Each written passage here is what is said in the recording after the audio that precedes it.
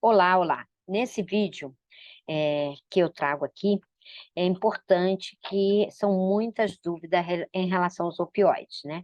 Nós temos muitas barreiras e por isso que eu trago essa informação que eu acho muito relevante para as enfermeiras, ok?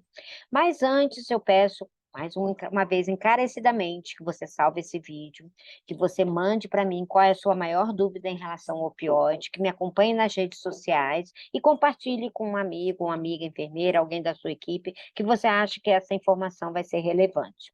Hoje no vídeo eu vou falar sobre os opioides de baixa potência analgésica. Nós sabemos, né, e aqui já tem outros vídeos aqui no YouTube, na minha rede social, que nós temos vários opioides que nós temos disponíveis no Brasil. Nós classificamos os opioides de acordo com a sua potência analgésica.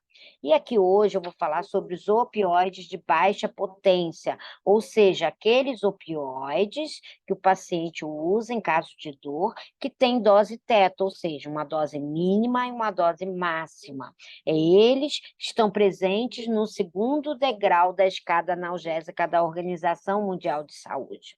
Os opioides, para quem ainda não assistiu aqui no meu canal, eu vou repetir, eles são analgésicos, são derivados do ópio, da papoula, da planta, e eles vão se ligar o quê? Nos receptores opioides que nós temos espalhado em todo o corpo, seja na periferia, como, por exemplo, nos membros inferiores, no intestino, como também no sistema nervoso central. E através, quando tenho dor, esses opioides, esses receptores, desculpa, eles se abrem, estando apto o quê? A receber o analgésico opioide que vai bloquear, né? E vai vai ativar esse receptor, bloqueando a transmissão dolorosa. Os opioides, como eu mesmo já disse e repito aqui, você pode ver que eles têm a ação analgésica periférica, né? E eles agem também no sistema nervoso central. Eles diminuem a liberação desses neurotransmissores e ativam o quê? As vias inibitórias, fazendo com que a gente diminua ou até bloqueie a transmissão dolorosa, né? E isso vai fazer com que o paciente tenha um conforto, um alívio da sua dor. Quais são os opioides, então, Márcia, que nós temos disponíveis no Brasil em relação à dose teto ou de baixa potência analgésica? Primeiro, nós temos a codeína e, segundo, temos o tramadol. Nós temos apenas esses dois opioides disponíveis aqui no Brasil. Vamos falar um pouquinho da codeína inicialmente? Bom, a codeína nós temos apenas por via oral e também solução comprimido e até solução oral e até feita também por via retal. Mas nós não temos a codeína injetável no Brasil. A codeína é um opioide, né? Ele é uma que a gente chama de uma prodroga, ou seja, eu preciso que ela seja ingerida. A partir do momento que ela é ingerida, o paciente precisa ter uma enzima, metabolizar essa codeína e transformar em morfina para que ela tenha um efeito analgésico desejado. No entanto, tem um detalhe muito importante que você, enfermeiro, precisa saber. A codeína, ela tem uma farmacocinética bastante imprevisível, porque ela tem uma influência genética no seu metabolismo, e muitos pacientes não têm essa enzima e, consequentemente, não vão metabolizar a codeína e morfina e não vai ter o efeito benéfico, que é analgésico. Ou até mesmo tem algumas populações, principalmente caucasianas, que são metabolizadoras muito rápida, com mais de 15%, aumentando o risco de toxicidade. Então, veja, é muito importante você entender essa farmacocinética, a farmacodinâmica dessa droga, para que você possa ter, primeiro, orientar seu paciente, ter um raciocínio clínico, né, baseado em evidência e, consequentemente, possa tomar as decisões, né, adequadas e um cuidado mais assertivo com seu paciente. Um outro detalhe também da codeína é que ela é extremamente obstipante. Então, uma dica de ouro, se seu paciente faz uso de codeína, já pergunte para ele que se ele já tem um hábito intestinal irregular ou muitas vezes constipado, porque provavelmente isso vai piorar imensamente. Quanto mais tempo ele usa o fármaco, pior vai ser esse efeito adverso, que na codeína é bastante intenso, que gera muito desconforto e insatisfação do paciente. Então, o que eu faço então, Márcia? Então, investigue, né? Converse com o seu paciente, examine ele, faça uma boa abordagem e acione todos os recursos que você tem dentro do seu serviço. Como, por exemplo, né, orientar quanto à ingesta hídrica, quanto dieta laxante, acionar o nutricionista e orientar quando que ele vai precisar e até mesmo acionar o prescritor, que provavelmente ele vai ter que realmente colocar um laxativo. Eu tenho um vídeo aqui no YouTube que eu falo sobre as medidas não farmacológicas em relação à massagem e falo das medidas e o que o enfermeiro precisa fazer em relação aos efeitos adversos dos opioides. Vale a pena você checar lá. A dose teto da codeína, então, é uma dose, porque é um analgésico de baixa potência, ou seja, ele tem uma dose teto que não adianta eu aumentar acima de 350 miligramas dia, porque o paciente não vai ter efeito benéfico analgésico, que é o que a gente quer, e ele vai ter muito mais efeitos adversos. Então, por isso, é um analgésico opioide de baixa potência, porque ele tem dose teto, diferentemente dos opioides sem dose teto, são opioides mais fortes. Então, nós temos apresentações da codeína de 50, 30, 15 e 7,5, solução oral de 33 miligramas por ml. É um receituário branco especial com dupla via, né? Uma fica retida na farmácia. Eu acho que é um detalhe que é importante, porque isso vai demandar uma orientação do seu paciente. E o tramadol, que é um outro opioide, só temos esses dois, Márcia, só no segundo degrau, como opioide de baixa potência analgésica, sim. O tramadol, ele tem via oral e temos também o injetável. Ele já é bem diferente da codeína. O tramadol, ele também está no segundo degrau da escada analgésica, ele é um opioide sintético, ele é 7 a 10 vezes menos potente que a morfina, muito indicado em dor nociceptiva, que é aquela dor aguda, e também algumas dores que têm característica neuropática. Ele também, porque ele age nesses dois tipos de dor, né? Dor neuropática é como, por exemplo, a neuralgia do trigêmeo, né? Uma lombociatalgia, né? E algumas outras aí.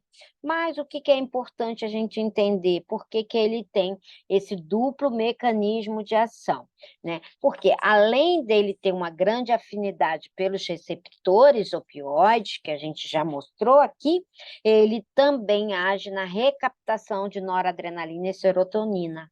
E quem faz muito bem isso são os antidepressivos. Ah, o tramadol, então, vai ser usado para depressão? Não, ele é um opioide. Ele age por quê?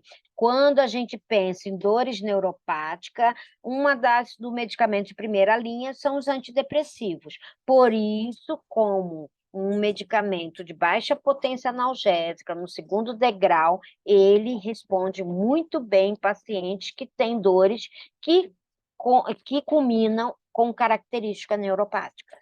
Entende? Então, por isso que ele é um coringa, vamos dizer assim, de uma maneira geral, né? Mais grosseiramente falando. Então, ele é muito utilizado na prática clínica. Só você olhar no seu ambiente quantos pacientes fazem uso de tramadol. Geralmente é um hábito muito frequente, prescritivo dos médicos. Então, por quê? Justamente porque os pacientes respondem muito bem. Ah, mas nem tudo é flores, né?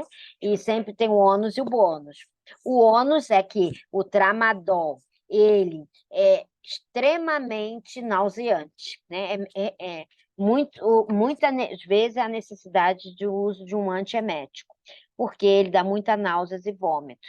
Não dá tanta constipação com a codeína, em compensação dá muita náuseas e vômitos. Alguns pacientes não respondem muito bem, mas há muito, em torno de 70% dos pacientes com uso, seja injetável ou via oral, ele apresenta náuseas e vômitos, que muitas vezes torna-se intolerável e, consequentemente, impacta muito as atividades de vida diária do paciente, sendo necessário, né, mesmo com o uso de antiemético, cancelar, né, ou suspender o tramadol.